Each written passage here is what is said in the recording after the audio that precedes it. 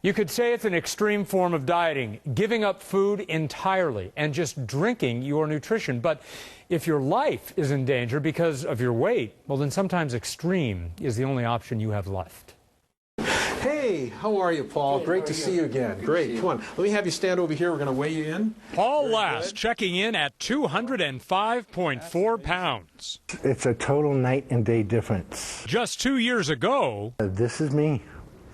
This is what I wore. At UCLA Center for Human Nutrition, Dr. David Heber is pretty happy with what he's seeing. And you started out at 500 pounds and today at 203. So you've lost almost 300 pounds in this 2 years.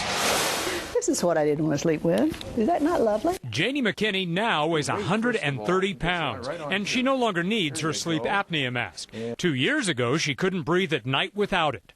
Back then, she weighed 220 pounds. You can see that the fat pad on my neck is what was feeding the apnea. Between them, Janie and Paul lost almost 400 pounds. To do it, they lived on this, a liquid diet prescribed by UCLA's Risk Factor Obesity program. It's for patients who have failed all the other diets they've tried. People who come here complain of feeling addicted. I was the kind of person who drive through one fast food place right into another. The American Psychiatric Association has now classified obesity as a substance abuse disorder. No different from drugs, alcohol, or cigarettes. The difference between stopping smoking and dieting is you can stop smoking and not die. You can't stop eating. So this is kind of the next step beyond stopping eating, is getting your nutrition, but getting it in a form that you don't think of as food. All right, and now joining me from the Risk Factor Obesity Program at UCLA Center for Human Nutrition is Dr. David Heber. Doctor, thanks for being here. What, first of all, is food addiction, and how does somebody know if they are actually addicted?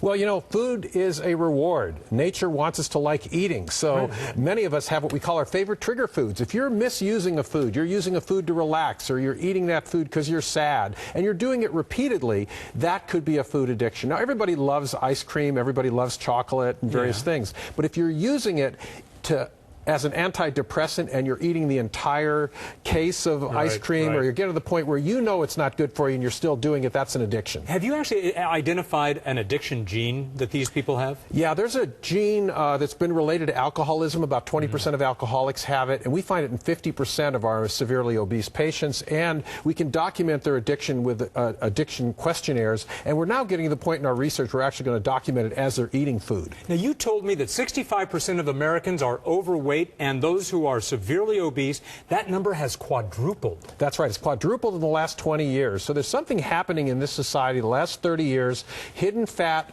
hidden sugar in our foods, and it's just our bodies are reacting the way they're supposed to, but they're just going crazy. Okay, so what do you want people to know about this diet? Because it does seem pretty extreme to me. Well, it's medically supervised. It's a diet that people check themselves into. We don't do any advertising. This is strictly something people come to UCLA to do. Is UCLA the only place to go? No, there are a number of university programs around the country. I'd say maybe 8 or 12 such places around the country. But what we have at UCLA is PhD psychologists who do behavioral therapy, dietitians and doctors, and we keep people in about 6 months. This fellow who lost 300 pounds, he came to the clinic 103 times. So this is not a quick thing to get into a wedding dress.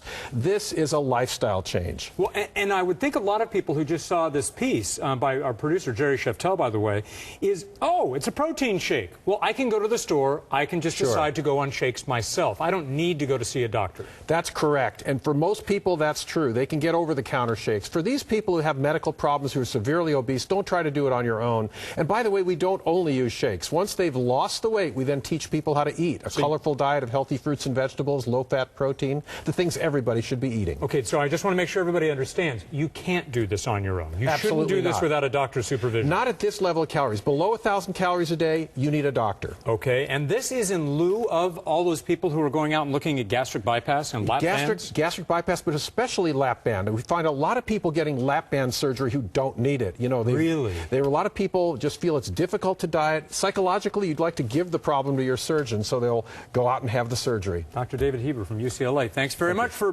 really just a lot of information that I don't think a lot of people know. Well, thank you, Jeff. All right, thanks very much. And we're going to, by the way, have more on liquid diets and how patients can keep the weight off after their diet later tonight on the Fox 11 10 o'clock news.